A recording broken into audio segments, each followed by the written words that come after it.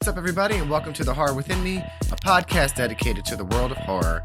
I am your host, Eric, and each week I'm going to rate and review a new movie or TV show that falls within the horror genre. Now, this is a show for horror fans, hosted by a horror fan who's just here to share my opinions and experiences with my fellow horror friends in hopes that you may gain something new to watch or not watch, and really just talk about all things related to this beautifully dark and spooky world that we call horror. So if this sounds like a show for you, stick around, we're going to have a lot of fun. So let's get started.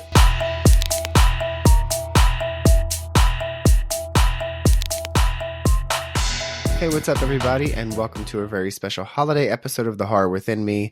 I am your host, Eric. It's been a long time since I've put out any new episodes, and I have had a lot going on, so I wasn't really sure when I would be able to create a new show episode, but I have been active on social media, still trying to get some reviews out there of the movies I've been watching. And if you're following, you know that one of my goals this season is to watch more horror movies set Christmas time, because I have not watched a lot of those movies. So this started out as just a personal goal for me, but I wanted to see all of the Black Christmas movies. There are currently 3, and I found them. So that's how this started. And then as I'm watching them, I found myself wanting to talk about them a little bit, but I didn't want to do individual movies each week, and I didn't know how I wanted to do them in regards to the format of the episode. So then I realized that it's been so long since I've actually written a blog, and I really do enjoy writing as well as an outlet, as a creative outlet. So I actually decided to write a blog about the 3 movies, because it was going to be too long to be crammed into a small social media post. And from there, I decided, why not read the blog to all of my listeners, for those who don't want to read it, as a special holiday treat? So without further ado, I call this one The Tale of the 3 Black Christmases. As a horror fan during the Christmas season, certain movies come to mind. One of those movies is Black Christmas. Now, there are 3 movies, the original 1974 movie, and then 2 remakes, 2006 and 2019. You would think that I had seen at least one of these versions in my 37 years on this earth, but you'd be wrong. I have no excuses or reasons, and this is something that I have shamed myself for as a die-hard horror fan. So, this holiday season, I decided that I was going to watch all 3 and then share my review and rating for each one.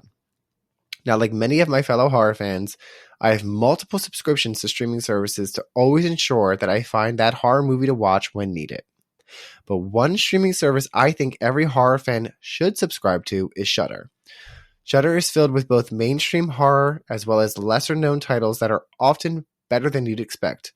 The Dark and the Wicked was one for me.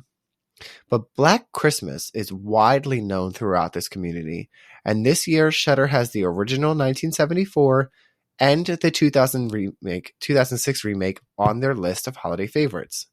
So I started with the 2006 film, and then I watched the 1974 original. I ended up finding the 2019 remake over on Netflix, and let me just tell you, I have very different opinions on each, so let's recap each movie, starting with the original. Black Christmas in 1974 begins through the point of view of a person climbing into a sorority house. The girls are having a Christmas party when the phone rings. One of the girls, Jess, answers the phone, and it is an obscene phone call. After a few moments, Barb takes the phone from Jess and mocks the caller. This upsets other sister Claire, and she decides she's going to call it a night. She's going upstairs to pack for Christmas break. She goes to the closet to grab some of her clothes, and there she is attacked by an unknown person who suffocates her with the plastic wrap from one of her dresses. The killer then takes her body up to the attic and puts her in a rocking chair that faces out the 3rd-story window. And this begins the storyline of our movie. Claire's father calls the sorority house where his daughter lives the following day to see where she is after she didn't show up to meet him, thus beginning the events that will lead up to the ultimate 3rd act. This is not your typical slasher movie because they really weren't a thing yet, but more of a whodunit movie with genre favorite John Saxon as the lead detective on the case, Lieutenant Fuller, who is investigating Claire's disappearance as well as the continued obscene calls the sisters are receiving. It is a slow burn leading up to the third act with returning shots of Claire's body in the third-story window. It is so eerie and chilling image of this as the bag is still on her head, and we see her eyes wide with fear and her mouth gaping open as if trying to gasp for air. We learn that Jess is pregnant by her boyfriend Peter and that she does not want to keep the baby. During the conversation, Peter proposes to Jess, and then she declines, a topic that is still very relevant today. Peter leaves in a fit of rage and is establishing himself as a lead suspect. He's got a temper. He attacked a piano. He smashed a piano at other parts in the movie. So at this point, police keep trying to trace the call to the house. And when they finally do, we learn the call is coming from inside of the house. Classic. The killer at this point has murdered everyone else in the house. The house mother, Mrs. McHenry, Phil, and Barb. This leaves Jess as the last surviving sister and alone in the house. Now, police race to the house, and Lieutenant Fuller tells Sergeant Nash, who is the station's incompetent officer, just fucks everything up. He tells him to call Jess and makes her leave the house, but do not, under any circumstances, tell her that the call is coming from inside. And of course, that is exactly what he did. And Jess goes looking for her sisters, and finds their bodies in Barb's bedroom. At that point, the killer attacks, but we do not see who it is still.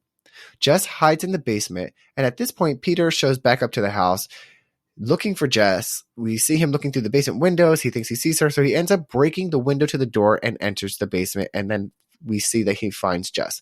Now, the camera goes away, and at this point, the movie has us all believing that it has to be Peter. We do not see what happens, but when the police arrive, they find Jess in the basement. She has passed out, and Peter's lifeless body is on top of her, insinuating she murdered him during an attack. Jess is taken to her room, and the doctor tells Lieutenant Fuller it will be hours before she's awake and able to tell them anything of what happened. So the camera pans out towards the attic where we hear the same voice that has been calling, saying, "Billy, Agnes," and other mumbles, and then Claire's body is still in the upstairs window, still undiscovered, and then we realize that it was not Peter, and we never find out who it was. Now, I thought this was very well done for its time. It set up a great storyline and had a strong feminist take on women's right to choose. These are topics, this was 1974, and these are topics of her wanting to, Jess is saying how she has dreams of her own, and then, she just didn't want to be just somebody's wife and mother. Bravo to her. The fact that we never find out who the killer is was both infuriating and intriguing to me at the same time. I can see why this movie is considered a classic, and it is now on my must-have list of movies to add to my collection. I give Black Christmas 1974 a rating of 8 out of 10 Christmas trees. Now, the 2006 remake of Black Christmas follows a similar plot to the original. A group of sorority sisters are receiving obscene phone calls, but this time we get a backstory behind the killer. Before it was a sorority house, it was home to Billy Lenz, now in a mental institution for murdering his mother one Christmas Eve. Billy suffered from jaundice as a result of a liver disease that he was born with, causing his mother to never truly love or claim him as her son. Billy's father, however, loved his son very much. His mother, an alcoholic, would taunt Billy over the years, and then in 1975, Billy's mother and her now lover murder his father in front of Billy and bury him under the house. Billy is witnessing this and is caught peeking through the wall and chased by the mom and boyfriend. He climbs through the walls into the attic where his mother ends up locking him up. Now, context for both movies, the attic in all of the movies is like a hatch with a ladder against the wall, so it's not stairs. So it's like a padlock. You have to climb a ladder to get up and down. So, some years later, Billy's mother then goes up into the attic and then rapes him. She becomes pregnant and gives birth to a baby girl who she names Agnes, never revealing that Billy is the father. Instead, her boyfriend believes that the baby is his. They raise Agnes with no knowledge of Billy being locked up in the attic. Then one Christmas day in 1991, Billy escapes the attic, murders his mother and boyfriend, and severely injures Agnes by poking one of her eyes out. Police arrive and find that Billy skinned and cooked pieces of his mother and was at the kitchen table eating her. So fucking gross. Anyway, Agnes became like a part of the state and like as an orphan, and that's what we heard about her. 15 years later, Billy escapes. Remind you of another holiday theme movie? I mean, like to the year, 15 years? Come on now. I don't need to go into as much detail on this remake as I did the original because some of the aspects are the same, but it will talk about the differences. Yes, we have a sorority house. Yes, a girl named Claire is murdered in the beginning like the original and taken to the attic, but the remake has another sister, Megan, who is also murdered when she finds Claire's body after she hears noises coming from the attic and goes to investigate. Meanwhile, downstairs, the rest of the sisters, Kelly, Melissa, Dana, Lauren, Heather, and housemother Barbara McHenry, who is actually played by Andrea Martin, who played Phil in the original, are all downstairs having a Christmas party. Claire's sister Lee arrives looking for her. You know, in the original, it was the father, but now it's a sister. The power goes out. Dana decides to go to the fuse box, which is conveniently located under the porch. That is where Dana meets her demise at the hands of our killer after a brief struggle. Now, the sisters are wondering what's taking so long and go out looking for Dana. They see that fellow sister Eve's car is still there, despite her saying that she was leaving earlier. When they get to the car and open the door, Eve's decapitated head rolls out onto the snow-covered ground. The girls are screaming. They run back into the house. They call the police, who then tell them due to the snowstorm, it would be at least 2 hours before they can get there. That's crazy. I mean, like, it didn't seem that bad out there. Anyway, the rest is your typical early 2000s slasher remake. Aside from the weird editing choice that made it seem like we were getting a commercial break between scenes, just weird. Each sister begins to be picked off one by one. We have Heather and the house mother, Mrs. McHenry, who are trying to leave to go get help. The other girls are refusing to leave until they find their sisters because they stick together. McHenry gets out of the car to clean the window, and there was like a specific part where she pulls like the brush, the ice chipper brush out of the backseat, and Heather's like, what's that? And she's like, are you fucking kidding me? And like, anyway, she gets out and she's trying to scrape the ice off the car. Unbeknownst to them, the killer was in the back seat and ends up killing Heather, and the blood is splattering all over the windshield. That causes Mrs. McHenry to jump, and she falls into the house where she shakes an icicle loose that falls down and impales her through the head, killing her. So interesting. I was like, really? Like, it's not that. I mean, okay. I mean, it made it like it was the sharpest thing ever. Anyway, where was I? Lauren is stabbed to death in her bed. And then Melissa is killed with an ice skate, which is also just super weird. Like, the way that they were doing it was just weird. So now this leaves only Kelly and Lee, who find Lauren's body in her bed upstairs. And then, out of nowhere, Kelly's boyfriend, Kyle, who was thrown out of the house earlier after Kelly discovered a sex tape he made with Megan, returns and says that they need to leave, and the three decide to check the attic for the missing sisters before leaving, because Kelly and Lee explain that they're not leaving until that they see that their sisters are dead. Kyle, the gentleman he is, begins to climb the ladder first when the killer grabs him and drags him up into the attic. Kelly and Lee race up to the attic, but Kyle's eventually killed, and Lee falls through the floor, and then Kelly discovers the bodies of her sisters, who are all missing their eyes. It is then revealed that Billy's sister, Agnes, is behind the murders, but she's not alone. Billy is there too. Kelly and Agnes struggle, and Agnes falls between the walls of the house, and Kelly is hanging on to some of the beams in between. So she's not all the way at the bottom, she's in between. This is where Billy reaches over the hole and is trying to get Kelly, while Agnes is climbing up to grab her from below. Lee hears this struggle and finds where Kelly is and begins breaking the wall. Meanwhile, there's a fire that started in the attic during the struggle with Kelly and Agnes, and the fire catches onto the Christmas tree, and the lights that Kelly is pulling on end up knocking into Billy, who now falls into the hole in between the wall with the Christmas tree down into Agnes, and Kelly makes it out of the wall through the hole that Lee is creating right before she can be taken out with it. Now, the two women escape. The end, right? Wrong. At the hospital, the bodies of Billy and Agnes are brought to the hospital morgue, which never happens in real life. Like, they would be taken to like the county morgue or something, like not the hospital. The hospital morgue is for people that die in the hospital waiting to be picked up. but that's just me being picky, where not one, but both siblings have survived with minimal burns. Now, a nurse takes Kelly for an x-ray, leaving Lee there. And then Agnes somehow sneaks into Kelly's bed and pretends to be her. Lee is back in the room, discovers Agnes, who then kills her. Kelly comes back from the x-ray, and then another struggle with Agnes ensues, but this time Kelly kills her by frying her head with a defibrillator. And then we see the ceiling opening, and Billy begins to come out of the ceiling, and Kelly breaks out of her hospital room because the door, for some reason, was like stuck. Anyway. A small chase begins, and they're going down the hall. Billy catches up to Kelly at a balcony where the stairs are, and Kelly tosses him over the side. He falls onto the hospital Christmas tree, where he is impaled by the tree topper and killed. Now it is the end of the movie. Okay. My issue with this remake is it became a slasher movie instead of a whodunit, which is what made the original work so well. The storyline sets up characters just to be disposed of, and if you're gonna do that, at least make the kills creative, and in this case, they weren't. The decision to tell the audience immediately about who the killer was and provide a backstory for him worked against the film.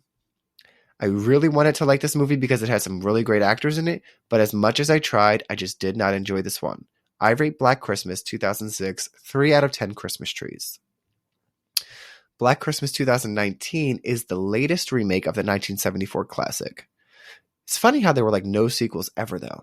Anyway, as a huge fan of Blumhouse, I was very excited for this movie when I first saw the trailer, even though I had never seen the other two.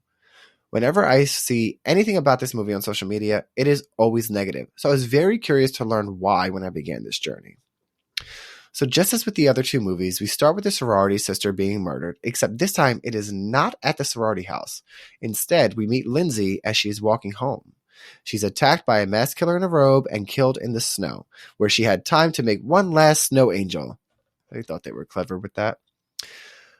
This movie's sisters consist of Riley, Marty, Chris, Jesse, and Helena. The movie is set in a very different tone than both the original and the 2006 remake. Riley, our main protagonist, is struggling with PTSD after being raped 3 years prior at a fraternity party by Brian, the then DKO president. Riley filed reports, but no one believed her, and nothing was ever done about it. Now, the sisters were planning on sending a message during this year's fraternity party. They planned to perform a show, one that the brothers thought would be a fun and sexy show for them.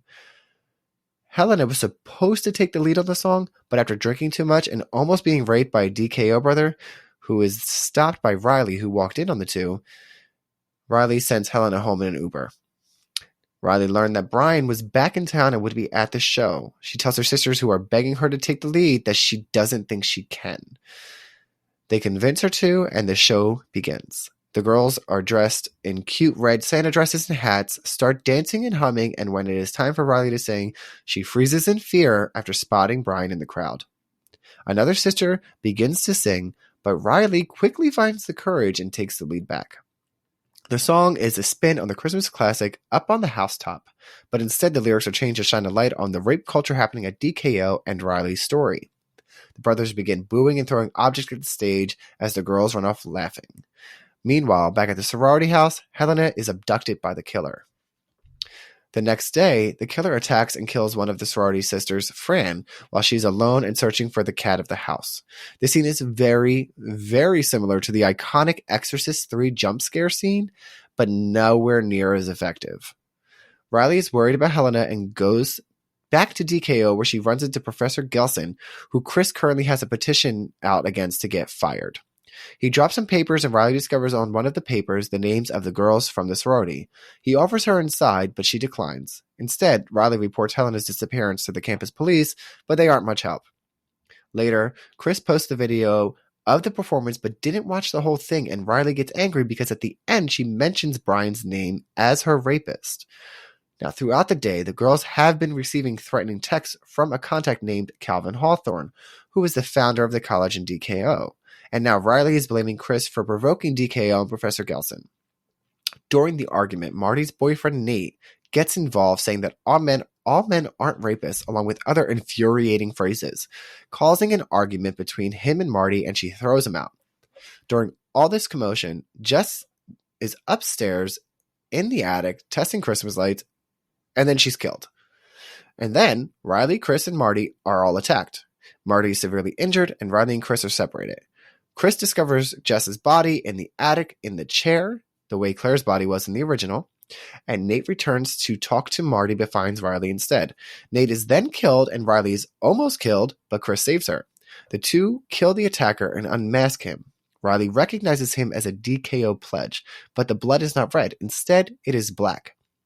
Riley remembers seeing the pledge at DKO the night before with the fraternity doing a sort of ritual with the black liquid that was coming from the Calvin Hawthorne statue.